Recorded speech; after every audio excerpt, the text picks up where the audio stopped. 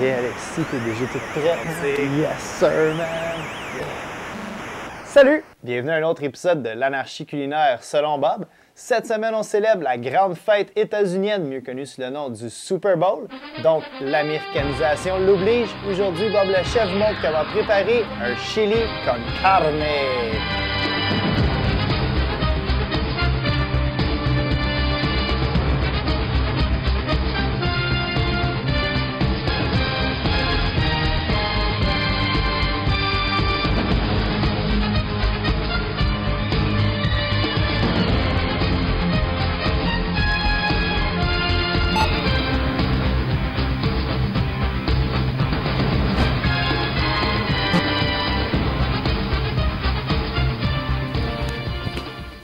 La première étape, quand on fait notre chili, tout de suite d'hacher notre ail. Donc, on se souvient très facilement, avec le dos de notre couteau, la paume de notre main, on écrase l'ail bien comme il faut.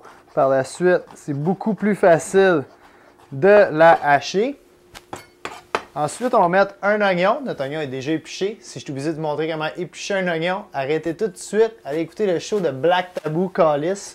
Donc, notre oignon, on veut quand même des gros morceaux. C'est un chili pour célébrer la fête américaine du Super Bowl. Donc, on veut vraiment des chunks dans notre chili, comme ils disent. Donc, vous faites des incisions comme ceci dans votre oignon. Et par la suite, voilà, ça se fait tout seul. On a déjà notre poêlonne qui chauffait préalablement. On va y ajouter de l'huile. Vous pouvez mettre de l'huile d'olive, de l'huile végétale, ça ne dérange vraiment pas. Et on va tout de suite ajouter nos oignons.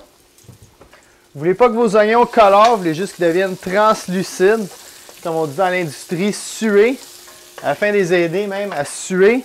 On va leur rajouter un peu de sel, ça va faire sortir le jus de nos oignons, puis ça va vraiment les empêcher de brûler. Ça va nous permettre de couper à l'instant notre poivron vert. On va simplement contourner le cœur comme ceci avec notre couteau. Et voilà, on a nos morceaux de poivron. Tout ce qu'il nous reste à faire, c'est couper des morceaux environ de la même taille que nos morceaux d'oignon. Et voilà, rapidement, juste couper nos poivrons qu'on ajoute ici. On voit que les oignons, ils n'ont pas du tout commencé à colorer. Par contre, ils commencent à être translucides. On va maintenant passer à la viande. Pour ceux qui écoutent Bob le Chef depuis un bon bout, vous vous souvenez sûrement de notre chili végétarien qu'on avait fait l'an passé au défunt Roi Bar. On est maintenant rendu au Roi Bar. La fête du Super Bowl, c'est complètement magique.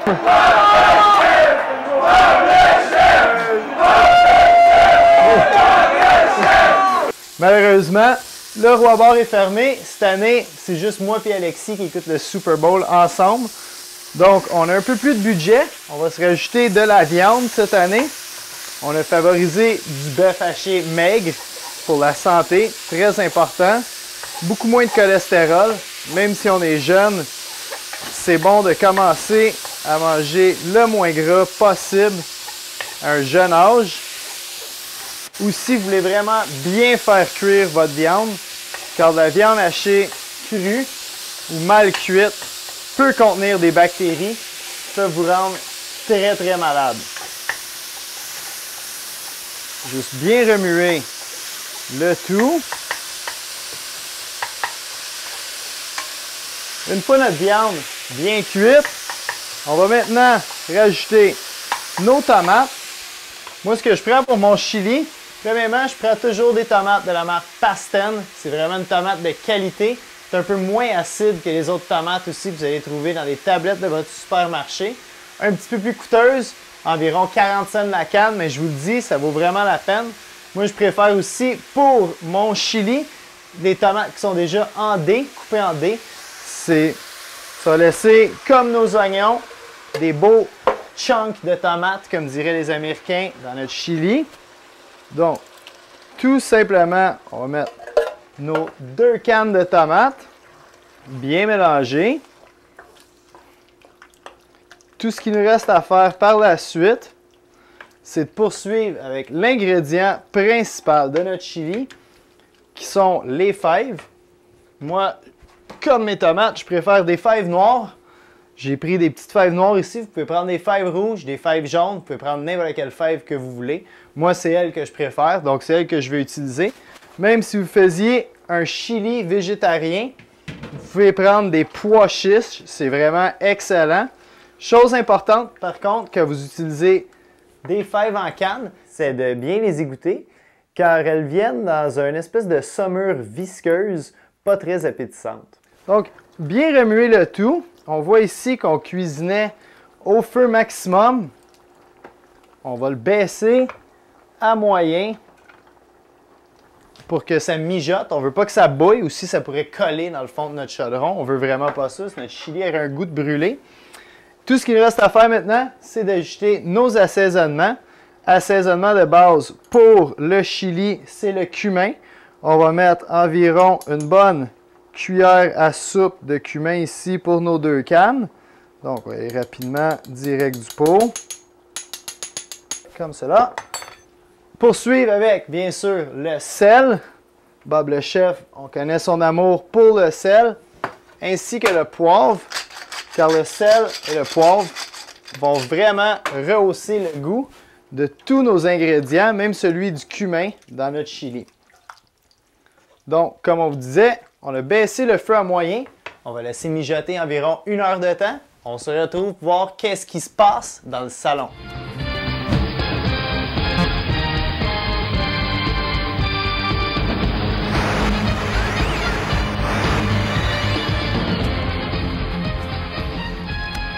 Pour accompagner notre chili cette semaine, on a trouvé un petit quelque chose d'intéressant à SAQ qui s'appelle la Cheto. On ne connaît pas grand-chose des vins à l'anarchie culinaire. Tout ce qu'on pouvait trouver qui mariait bien ce vin à notre chili d'aujourd'hui, c'est que c'est un produit mexicain. Qui sait, peut-être verrons-nous naître un sommelier bientôt à l'anarchie culinaire selon Bob. En attendant, on va faire comme dans le bon vieux temps, on va appeler au dépanneur afin de se faire venir un bon vieux 6-pack. Oui, salut! Ce serait pour un 6-pack de Tremblay, s'il vous plaît. OK. Merci, Thanks. C'est moi là qui ai sa défense. Ah!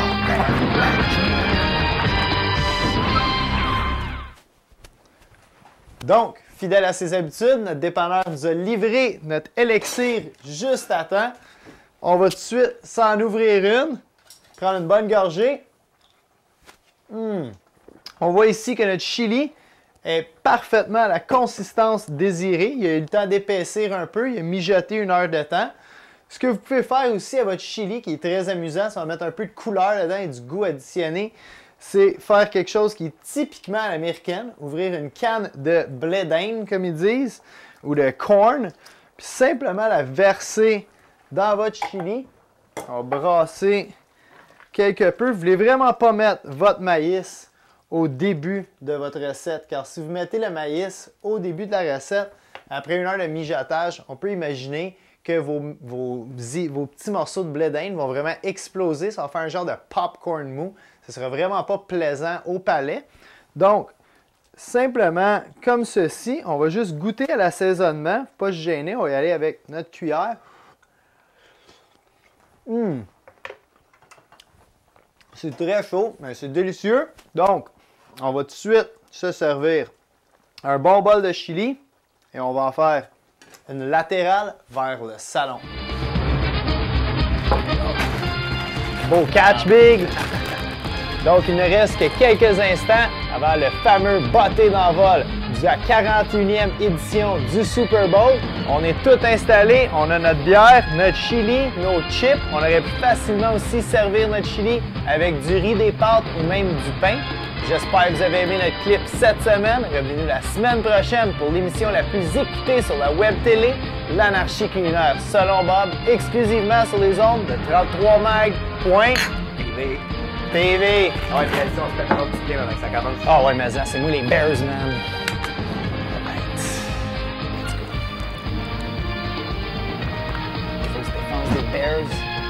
Oh, oh, oh! Ah! Ah! Ah!